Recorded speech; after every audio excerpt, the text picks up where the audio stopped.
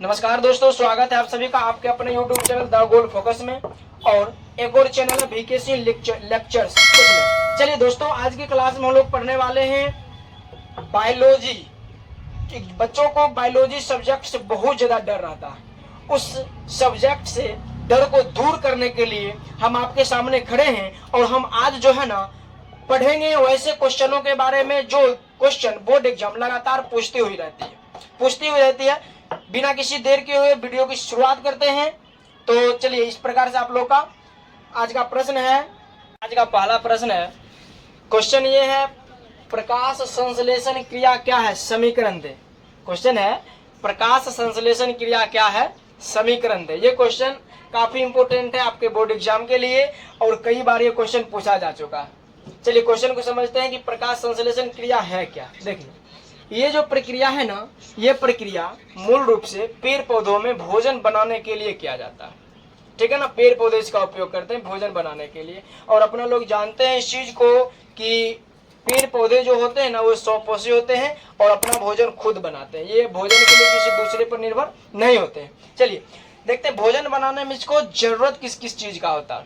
ठीक है ना, हम लोग जानते हैं कि हरे भरे जो पेड़ पौधे हैं, भोजन बनाने की प्रक्रिया वही पेड़ पौधे करेंगे। सूखे पेड़ पौधे कभी भोजन नहीं बनाएंगे, मरे हुए व्यक्ति कभी जीवित नहीं होंगे। ठीक इसी प्रकार सूखे हुए पेड़ पौधे ना कभी भोजन बनाने का काम नहीं करेंगे। ठीक है, देखिए हरे पेड़ पौधे भोजन बनाने के लिए सूर्य से प्रकाश मतलब सूर्य का प्रकाश, उसके बाद वायु से कार्बन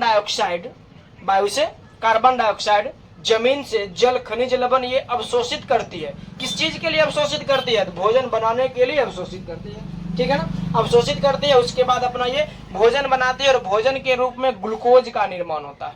भोजन के रूप में किस चीज का निर्माण होता है? ग्लूकोज का निर्माण होता है। ये संपूर्ण प्रक्रियाएं प्रकाश संश्लेषण की क्रिया कहलाती है। ठीक है ना, क्वेश्चन इसमें एक चीज और ऐड कर दिया, समीकरण दे। समीकरण को देखते हैं। बताया है कार्बन डाइऑक्साइड CO2, उसके बाद H2O जल आपस में मिलकर के किसकी उपस्थिति में? तो सनलाइट की उपस्थिति में, और उसके साथ क्लोरोफिल, जिसे पर्णहरित के नाम से जानते हैं, ये क्लोरोफिल रहेंगे और बनाते हैं C6H12O6, जिसे अपना लोग ग्लूकोज के नाम से जानते हैं, और O2 को मुक्त करते हैं। ये प्रक्रिया क्या कहलाती है?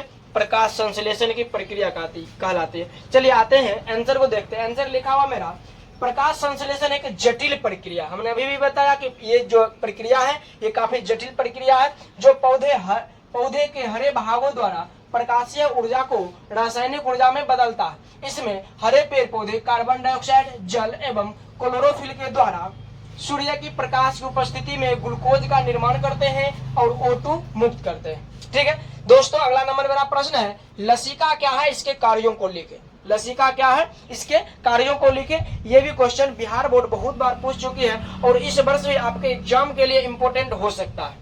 ठीक है ना, तो इस क्वेश्चन को काफी बारीकी से देखेंगे, काफी बारीकी से अध्ययन करेंगे। चलिए क्वेश्चन को देखते हैं। क्वेश्चन फिर से समझते हैं। लसिका क्या, आपने सुना होगा रक्त और लसिका के बारे में। ठीक है ना, और ये भी क्वेश्चन आगे हम लोग करेंगे, रक्त लसिका में अंतर के बारे में देखेंगे। लेकिन अभी मेरा क्वेश्चन है लसिका क्या, पहले इसको देखते हैं। ठीक है ना, लसिका जो है ना, ये श्वेत संवहनी उत्तक होता है, जो श्वेत रक्त कोशिकाओं तथा रक्त प्लाज्मा, श्वेत रक्त कोशिका और रक्त प्लाज्मा के सम्मिलित रूप को, श्वेत रक्त कोशिका और रक्त प्लाज्मा के सम्मिलित रूप को लसिका कहा जाता है। ठीक है ना, जो रंगहीन द्रव होता है।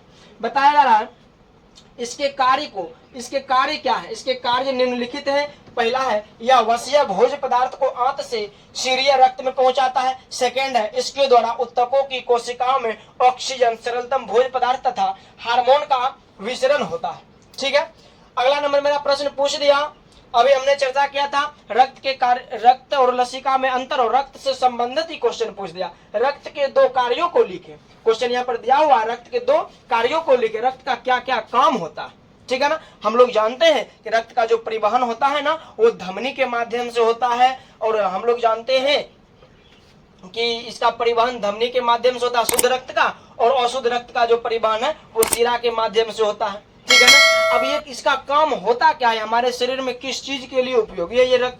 हम लोग जानते हैं कि भोजन जो हम लोग कर रहे होते हैं, इससे जो प्राप्त ऊर्जा है, ये प्राप्त ऊर्जा को रक्त के द्वारा ही शरीर के विभिन्न भागों में पहुंचाया जाता है। ये रक्त के कार्य ही हो गए। लिखा हुआ है। रक्त के 2 कार्य के बारे में पूछ रहा है, हम भी लिख दिए। रक्त के 2 कार्य निम्नलिखित है, इस प्रकार आप लोग एग्जाम में भी लिखेंगे। रक्त के 2 कार्य निम्नलिखित है, या फिर रक्त के 2 कार्य इस प्रकार है।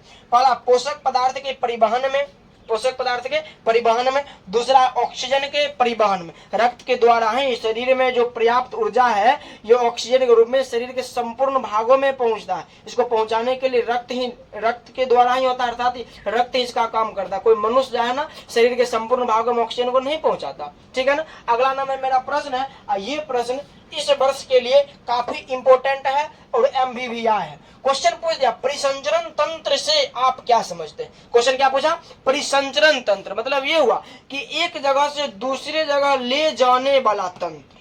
ठीक है ना, जो शरीर से जो है ना किसी भी चीज को एक जगह से ले करके दूसरे जगह ले जाने का कार्य करेगा, वैसा तंत्र के बारे में, वैसे तंत्र को हम लोग परिसंचरण तंत्र कहेंगे।